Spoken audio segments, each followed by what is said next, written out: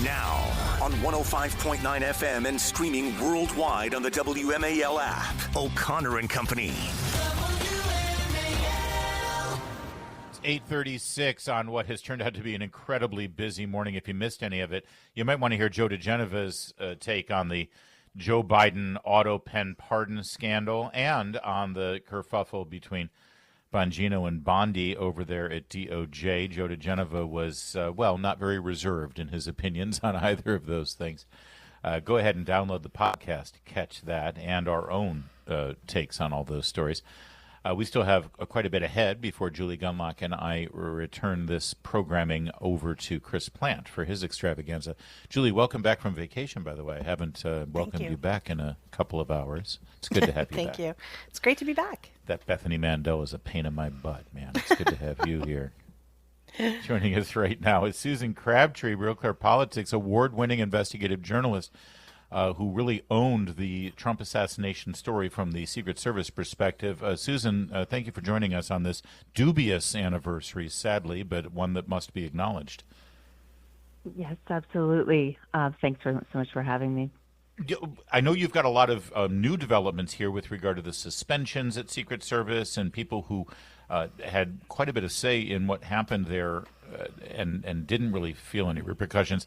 But I do want to ask you one thing, and I know it seems kind of simple and basic, but for the life of me, I have no idea if there has ever been a motive published or released by law enforcement. Do we have any kind of information about what led this assassin to try to put a bullet in the head of Donald Trump? No, not really. We have his gab chats, Thomas Crook's gab chats, that were explored in a Senate hearing. But the FBI, when they were talking about it, really presented sort of both sides. It was both sides. He was talking about Joe Biden in negative ways. He was talking about Donald Trump in negative ways. He was Googling both of their rally information and their event information. So it made it look like it was just evenly targeted. It was not something that was focused. It was partisan or focused on Donald Trump. So that was just, he was a lone gunman, and Dan Bongino has actually said that as well, that he acted alone. Okay, so but we have no idea exactly what the issues were even that motivated, because we also have this story now from Chuck Grassley's Senate Judiciary Committee that 10 days before the assassination attempt there was a legitimate threat that they knew about it, but because Secret Service was siloed, the information was not shared across agencies. And was that threat connected to Mr. Cook's activities? There is absolutely no hard evidence of that, and even soft evidence of that. You have all of the proffer from the ASIF merchant, the FBI proffer that actually Grassley released last year, and I posted all about it. And then Grassley was forced to take that down, or he decided to under pressure from the FBI. This is a man who was a Pakistani citizen, had spent 2 weeks in Iran recently, was in the United States, arrested J-12 the day before the rally, and he was plotting and paying off undercover FBI agent $5,000 to an assassination plot, a very granular one, against Donald Trump.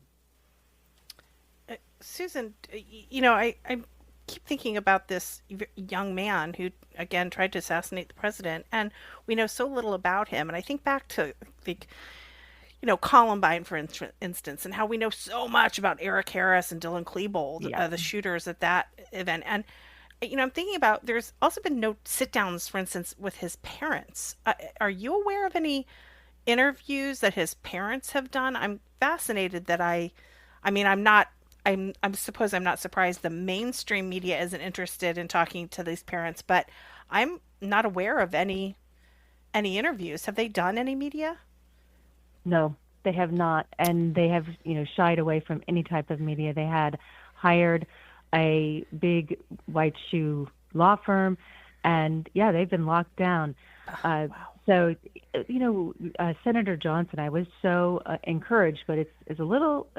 I will say that the Republicans on Capitol Hill until I got the Senator Rand Paul Homeland Security report yesterday, which was a gold mine, by the way, a absolute wonderful report. Until that moment, I thought that the Republicans on Capitol Hill were shirking their duties.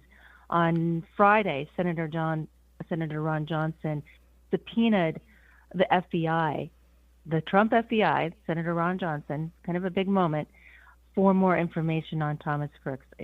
We want the fact some of his emails were released, but they were mild. They were just talking about how he was applying from a community college to a 4-year college.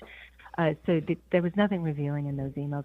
But he wants the information on the encrypted foreign apps. Why was this kid have foreign encrypted apps, just like a Signal that we use, the notorious Signal that has become so famous now? He wasn't using Signal like we all use. He was using some Belgium-based, another places, and I think one was in New Zealand, these encrypted apps, and we want to know what was on there. We want to know what his text messages say. Why did he show up with pipe bombs? Why did in his car? He didn't. It could have been a mass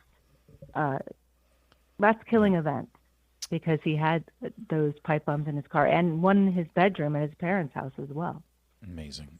We're speaking of Susan Crabtree, RealClearPolitics, and the developments this week on the 1-year anniversary of this assassination attempt has to do with what you've learned regarding the inner workings of the Secret Service. We learned about some suspensions. To most people, it seems like sort of a slap on the wrist. A handful of people suspended 10 days up to 42 days without pay. Tell me about what we know about these suspensions, and also about who knew about and approved these security details for that rally in Butler, who actually didn't have any repercussions, in fact got promoted. Yes. I mean, this is, I wasn't surprised, to be quite honest, because I've been hearing about this, so the conflicts of interest that are out there. But my sources are telling me that this idea that the Donald Trump detail, the one that Sean Kern's obviously very close, he was the head of the Donald Trump details, the two supervisors on that detail are Nick Menster and Nick Olszewski. Nick Menster is now the number 2 on the Laura and Eric Trump detail. He got a big promotion out of this. He was only a GS-13 beforehand. He got promoted. Sean promoted him to GS-14. He got this promotion to the Laura and Eric Trump detail. The other guy, Nick Olszewski, who was an inspector, so he was walking around on the walkthroughs, supposed to be providing oversight to these junior, inexperienced Mio Perez, who was the site agent. I'll talk about her in a minute. He got to be the head of the inspections division, which is charged with accountability, instituting accountability and integrity for all Secret Service operations. The irony is thick. Meanwhile, hold that thought. That's insane. Yeah. He's responsible for the inspection. He oversaw the inspection of this site. Obviously, He blew it, and now he's been promoted to be in charge of all inspections. All right, hold that thought. We've got more with Susan Crabtree on this in just a moment. First, though, it is 8:44. All right, we continue now with Susan Crabtree on the anniversary of the Trump assassination attempt of last year. It was a dark day for the Secret Service, and there have been some repercussions. You were mentioning Mio Perez, is that her name? Who is she, and what exactly did she do that day to earn a suspension, and what's the continuing disposition of her role with the Secret Service and protecting President Trump? Yes, well, her long name, her full name is Miosoti Perez. She goes by Mio, and she is the site agent. The site agent is in charge of the entire security planning, advance work, and execution at the rally. And her suspension records that were released by Rand Paul this weekend say that she was responsible for not covering that AGR building. Now, there were other people that were responsible, partially responsible, the counter sniper teams. They were also faulted, one of them, but not the supervisor. And guess what? This is huge. I broke this yesterday.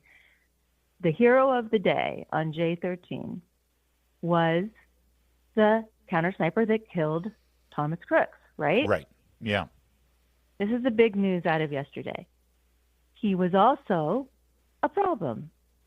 He was supposed to supervise the counter sniper security plan. He had 10 years more experience than the junior the officer who comprised the plan. They only had 2 days, though, I will say. They were dropped in because of the security threat. They should have had those counter snipers there on day one of that advanced work. Yeah. But no, they only gave him 2 days to do it. They screwed it up royally, though. I mean, it was a wreck. So even the guy who was the hero of the day actually sort of messed up as well. Wow. Correct. Okay. So that's part of it. Let's talk about Mio Perez. Mio Perez had no business being the site agent for that rally. She had 3.5 years experience, no experience for a big rally of any kind, leading the security. But she was set up to fail because her supervisors provided zero oversight.